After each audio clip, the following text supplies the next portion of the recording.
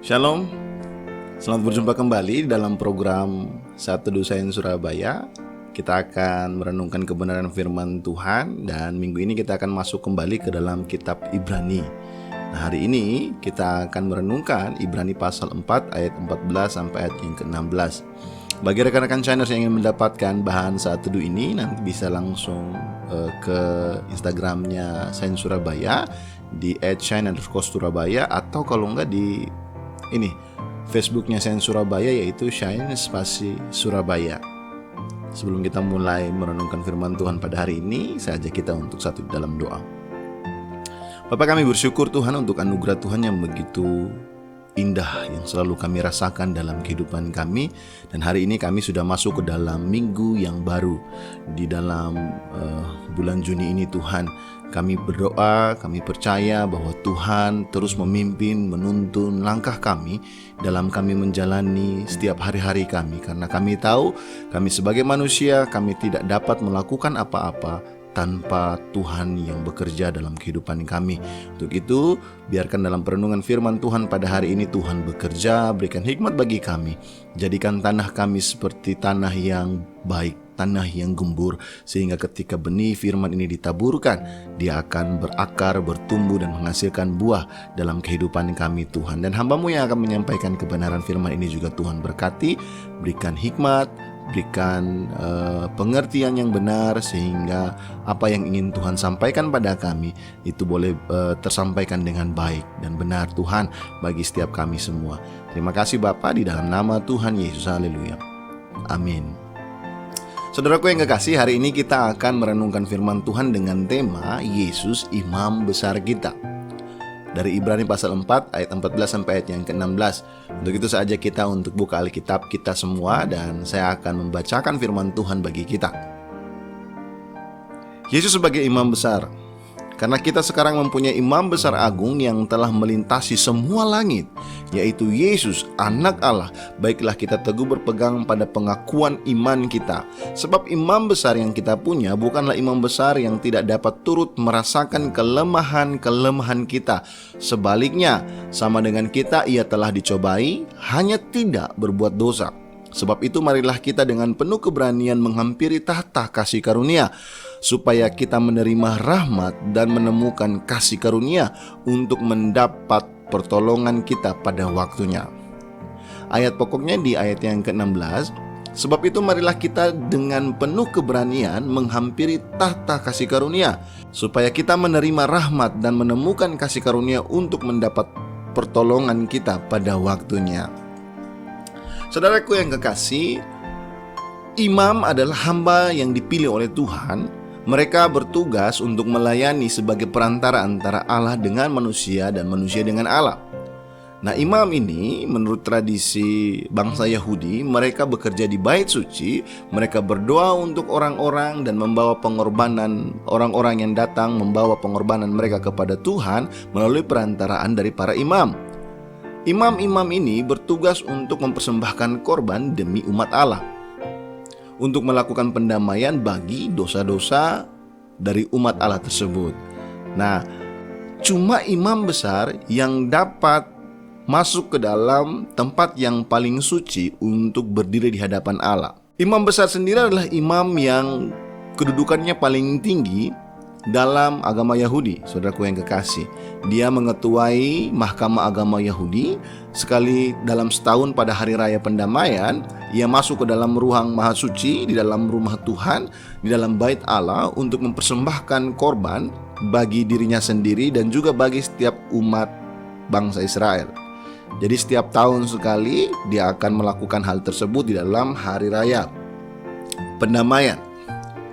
Nah, Yesus disebut sebagai imam besar di dalam Ibrani pasal 4 ayat yang ke-14 sampai ayat yang ke-16 tadi kita baca. Ini artinya dia sebenarnya yang terbesar dari semua imam besar yang ada. Dia adalah imam besar yang sejati.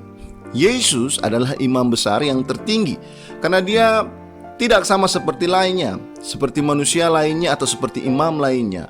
Imam yang lainnya adalah manusia yang masih hidup di dalam dosa. Bahkan tadi kita tahu bahwa ketika imam besar yang masuk ke dalam ruang maha suci untuk mempersembahkan korban, korban penebusan bagi dosa bukan hanya untuk bangsa Israel saja, tapi juga untuk dirinya sendiri.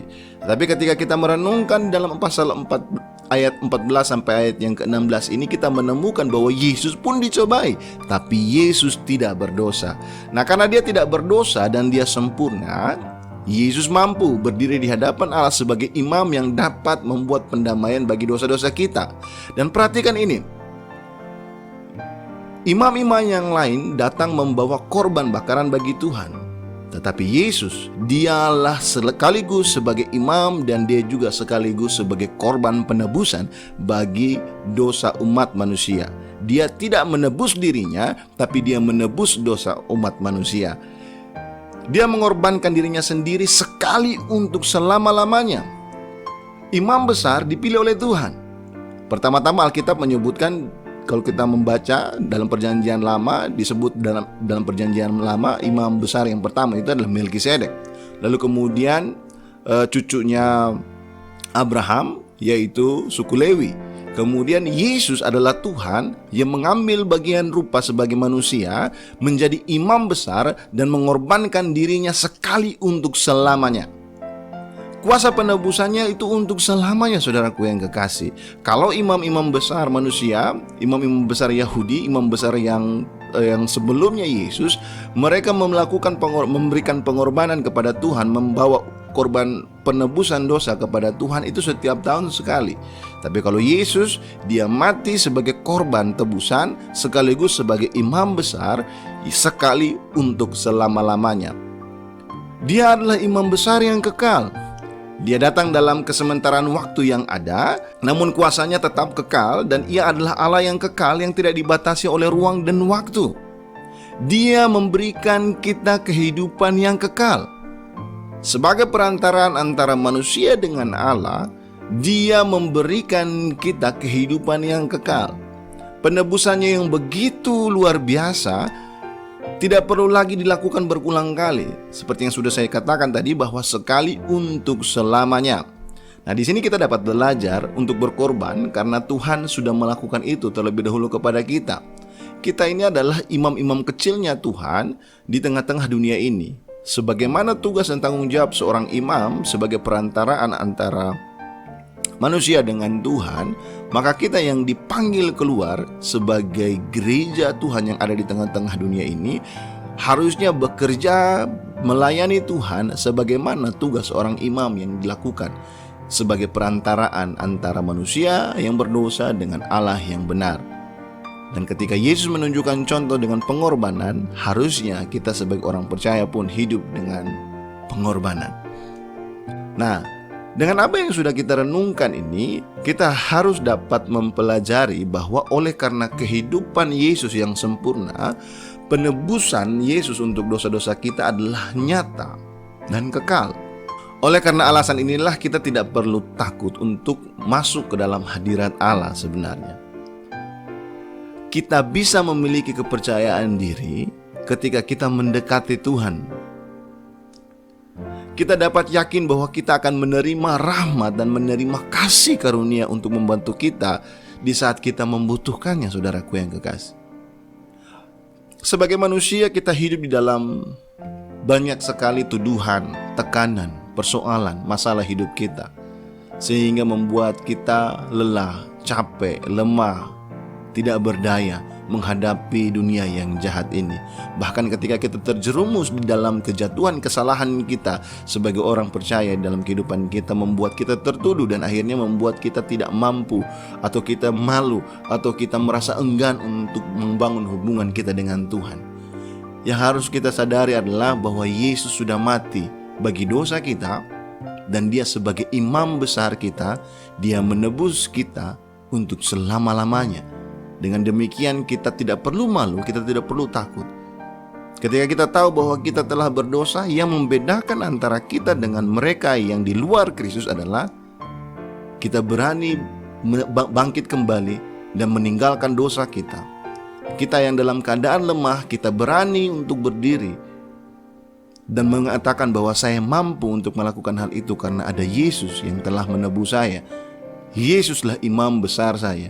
Yesuslah yang telah menyelamatkan saya, Yesuslah yang telah menebus saya, sehingga saya mampu untuk datang kepada Tuhan. Saya mampu untuk bisa berdiri, untuk melakukan perkara-perkara yang ajaib yang telah Tuhan sediakan untuk saya kerjakan dalam kehidupan saya.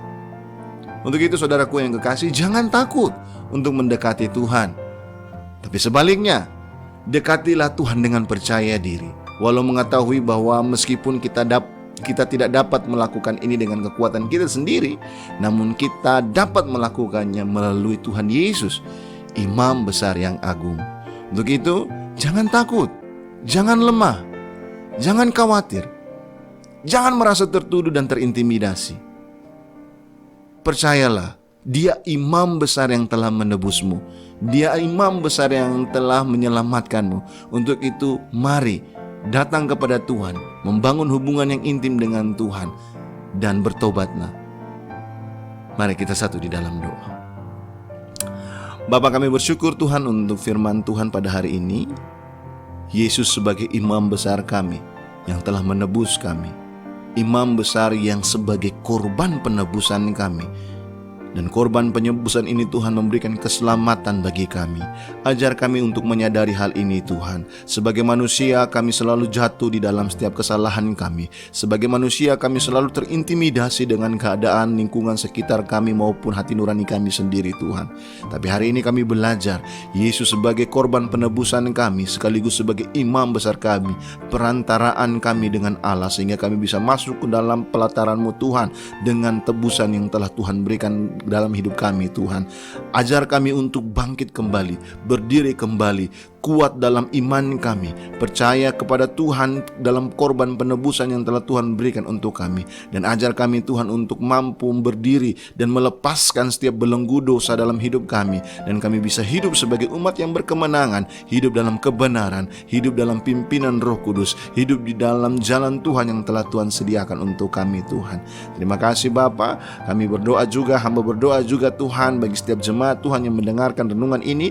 Kami dengan setiap pergumulan kami masing-masing Tuhan, mari Tuhan hadir di tengah-tengah kami dan berikan jawaban dan jalan keluar atas kami Tuhan.